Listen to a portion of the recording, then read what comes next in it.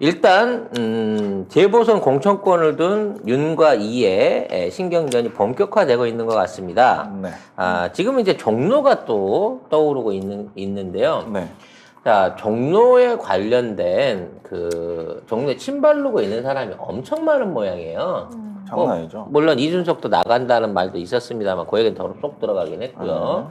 그래서 지금 이 종로 1번지의 가치를 러닝메이트로 생각한다. 뭐 이런 얘기가 나오고 있는데 아니 씨 윤석열이 당선될 일이 없는데 무슨 얼어 죽을 러닝메이트야. 어? 아니 근데 이제 이게 한 몇 달 뒤죠? 2달 뒤인가?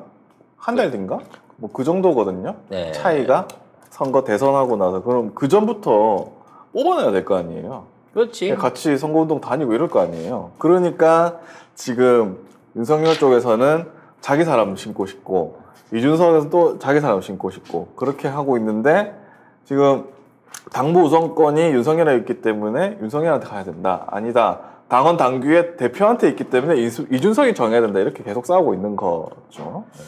뭐 누가 되든지 간에 저는 이 정도 대선 후보가 지지율을 깎아먹고 있는 상황이라고 치면 이제는 보궐에서도 공천의 그 특별한 말하자면 과오만 없다고 치면 대구를 제외한 나머지 지역에서는 민주당이 더 유리하지 않겠느냐라는 생각을 저는 개인적으로 해보거든요. 그리고 이렇게 공천 잡음을 통해서 누가 뽑혀 나갈지는 모르지만 현재 이미 뭐 정우택과 전희경이 내정이 돼 있다고 하면 나머지 쪽에서 무슨 참신한 인물을 영입해가지고 제대로 된 개혁적 인물을 내세워서 재보선 내보낼 가능성은 거의 없다고 보고 고인물이 또 기어 나올 것 같아요. 그래서 이 기사에는 유승민 종로 차출설도 있습니다. 그거는 이제 이준석의 얘기죠. 바람인 거고 윤석열이 유승민을 거기다 꽂겠어요? 근데 기사에서는 뭐냐면 원팀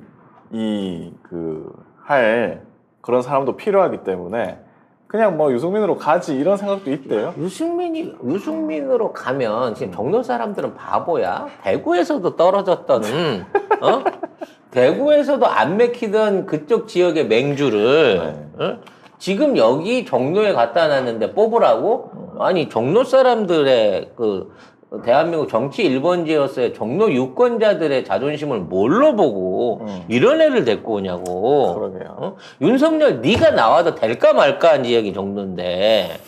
윤석열이 나오면 당연히 안 되지. 그런가? 될까 말까가 아니고 안 되지. 그래서 어찌 됐거나 이런 상황에서 후보 잡음들 생기고 갈등 생기고 뭐 이러면 대선에 신경을 쓸 수가 없다는 거야. 원팀이 안 되지. 물론 늘 말씀드리지만 국민의 짐은 투팀으로 현재 선거운동을 하고 있죠. 주간조, 야간조가 나눠가지고. 네. 그래서 주로 이제 선거운동을 하는 게 야간조가 사기치고 주간조가 수습하고 지금 요걸 반복하고 있기 때문에 그리고 또 독립리그로 김건희조가 그렇죠. 따로 서초동 비선 조직은 나름대로 열심히 돌아가고 있으면서 이마트 가서 멸콩 사진이나 찍고 있고 이런 식으로 이제 3단으로 선대위가 활동을 하고 있기 때문에 저대로 놔두면 아무리 언론이 빨아도 이제 나중엔 더 역효과 난다 언론까지도. 그리고 이 기사에서 또 뭐가 있냐?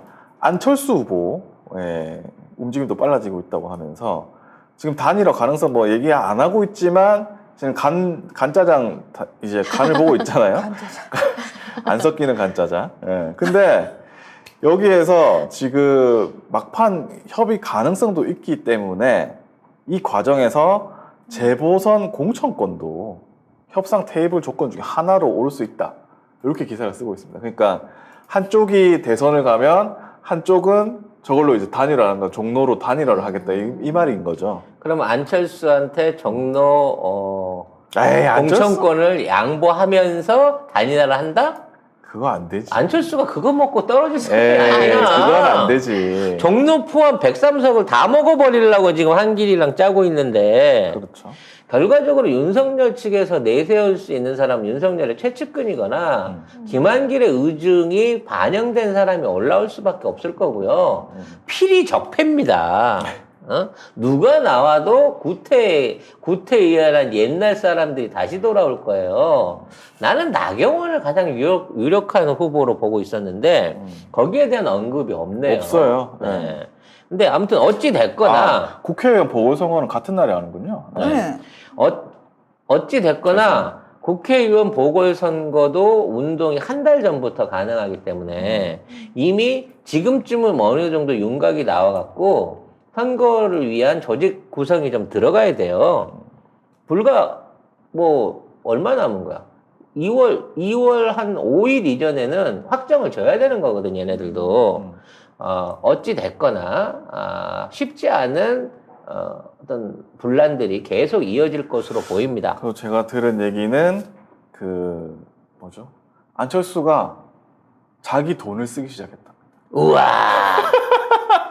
이건 창당한다는 얘기입니다, 여러분. 이거는 그러니까 사람들이 전부 안철수한테 가지고 있는 생각이 돈을 절대 안 쓴다라고 하고 있는데 지금은 자기 돈을 쓴대요. 국민의힘 시작했을 때 안철수가 국민의당 시작했을 때 안철수가 주변 사람한테 1,500억 현금이 든 통장을 보여줬습니다. 제가 이 돈 다 쓴다고. 아 진짜?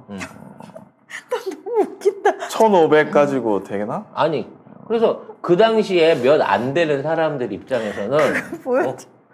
진짜로 이게 앞으로 쓸 자금인데 이게 1차분 간다고 그랬는데 실질적으로 1,000억 안 썼어요.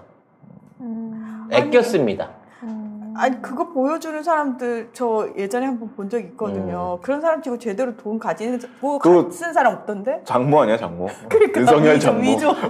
근데 그건 위조 아니었을 거야. 설마 안철수 위조할 정도로 이렇게 돈이 없는 사람이 아니에요. 아니 그 실제 돈이 있는 그 통장을 보여주는 사람을 제가 실제로 만난 적이 있는데요. 이상한 사람이지. 오히려 이상한 사람. 통장을 누가 보여줘? 그러니까 오히려 신뢰가 안 물론 가는데요. 저한테 보여준 건 아닙니다. 아니에요 또? 그쪽 나한테 왜 보여주겠니? 아무 한 동네 사는 사람이라고 보여주겠어? 네. 그런 얘기가 있었다고 합니다. 그래서 그 당시에 굉장히 많은 대학 교수들부터 시작해갖고 사람들이 이제 새정치 한번 해보겠구나. 돈 걱정 안 하고 제야 인사들까지 엄청나게 많은 사람을 모아 들여갖고 거기서 당을 한 거예요. 근데 막상 그 법카를 자기 밑에 있는 사람들한테만 주다 보니까 그만큼 성공적으로 국민의당이 의원수를 늘렸음에도 불구하고 실제 안철수가 부담했던 돈은 900억이란 말도 있고 600억이란 말도 있습니다. 그러니까 그 돈도 다 안 쓴 거죠. 근데 이제 창당을 했기 때문에 창당 비용이라든지 뭐 임대료부터 인건비 뭐 이런 걸 다 썼을 거 아닙니까? 그렇죠. 짜기를 어찌나 짜게 했든지 뭐 직원 식대로 5,000원 이상 안 줬다라는 얘기부터 시작해가지고 5천원짜리 밥 없는데 거의. 하여튼 유명해요. 근데 또 당사는 바로 여의도 국회의사당 건너편에 있는 데다 또 얻어가지고 당사는 그럴싸하게 해놓고 안에 돈 쓰는 거는 너무 힘들게 한다 그러고 투덜투덜 했었거든요.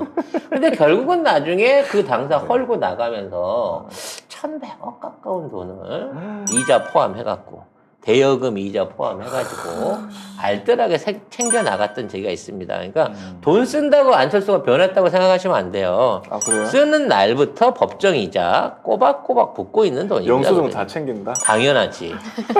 영수증 없으면 절대 비용 처리 안 해줍니다. 네. 알겠습니다. 자, 그 다음은 심상정 얘기 심상정 얘기로 마무리를 지어야 될 것 같은데요. 네. 갑자기 그만둔대요. 그만둔다기보다는 칩거에 들어가고 정의당은 선대위를 해체를 했습니다. 그거 그만둔 거잖아. 네. 왜 그만뒀을까요? 돈이 없거든. 그럼요.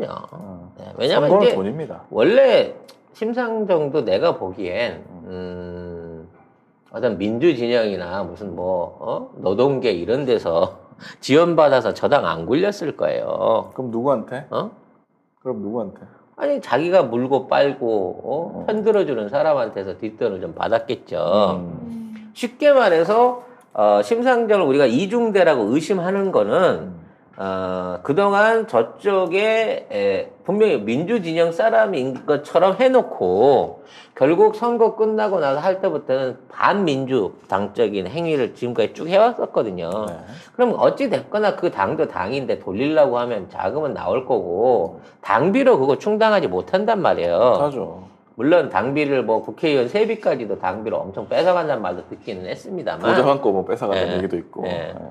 예. 어찌 됐거나 그 운영비 자체는 어딘가 흘러온 돈이 있었겠죠. 근데 윤석열이 되고 나서 그 돈이 끊겼을 것으로 예상을 합니다.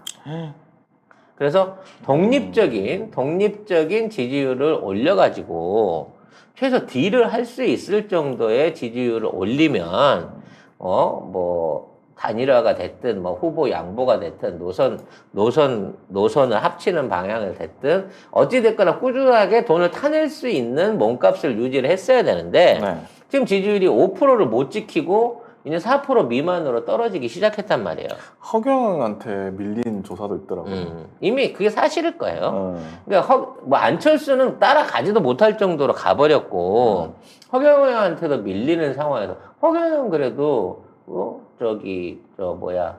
신도들이 내주는 돈이라도 있으니까 전화 ARS라도 돌리는데 얘는 그것도 못하거든요. 심상정 입장에서는. 아 그리고 전략을 너무 잘못 짠 게 지금까지 정의당을 지지해줬던 사람들은 다 진보 측 인사들이었는데 지금 하는 얘기나 뭐 정책이나 이런 거 보면은 전부 다 민주당 까는 얘기예요. 그러니까 국짐 이중대를 할 때 옛날에는 까면 입금이 됐다니까. 아, 지금은 근데 안 된다. 윤석열이 들어와서는 하고 있는데 입금이 안 되는 거야.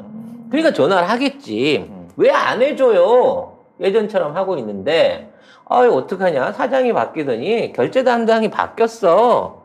그래서 니들한테 돈이 안 나가 이렇게 된 거고 지금 더 이상 버티질 못해서 고사하고 있는 겁니다. 지금 정의당은. 그래서 아마 심상정 후보도 더 이상 이거 돈 없어서 안 되겠다 라고 생각한 게 아닌가 뭐 그 생각밖에 안 들어요. 왜냐하면 돈이 있으면 선거 어떻게 될지 모르는데 나중에 계속 해야지. 이게 정의당이란 당이 정의란 이름을 쓰고 노란 색깔로 당색을 갖고 가는 데에는 그나마 많은 민주계열이나 진보 계열 있는 사람들의 뭐랄까 그 과거에 대한 부채감 내지는 그나마 그래도 우리 편이겠지라고 하는 그 마지막 애증의 그 조각들이 남아 있었어요. 근데 심상정은 이거를 혼자서 다 깨버린 거야. 그렇죠. 그리고 정작 지금은 그 불러들인 몇몇 새로운 그 파란피로 인해서 당내에서 존재감도 없어 이제. 그렇죠. 그런 상황에서 대선으로 마지막 장사를 노려봤으나 스폰서가 붙지 않더라는 거지. 그러니까 그냥 이대로 접고 가는 거예요. 제발 이제 민주당에는 손 벌리지 않았으면 좋겠어요. 국짐을 가도 좋고 안철수를 가도 좋아. 걔들이 받아줄지는 모르겠지만 하지만 민주당에만큼은 이제 다시는 손 안 벌렸으면 하는 생각입니다. 네. 이제 벌려도 하도 당해가지고 안 도와줘요. 이제 끝났어. 정의당 누가 민주당 지지자가 정의당 불쌍하다고 표 줍니까? 아유 안 줘요. 이제 지금 하고 있는 뭐 선거전에서의 얘기라든지 발언이라든지 이런 걸 보면요. 사실 이게 심상정 혼자 하고 있는 거거든요. 정의당이란 이름으로 나왔을 뿐이지 심상정 개인 플레이예요. 같은 당에 있는 사람들도 동조하질 않아 심상정한테. 그런 과정에서 마지막 발악까지 해봤으나 심상정 또는 정의당의 정치적 수명은 이제 끝난 게 아닌가라는 생각이 듭니다. 끝난 것 같습니다. 저도. 네.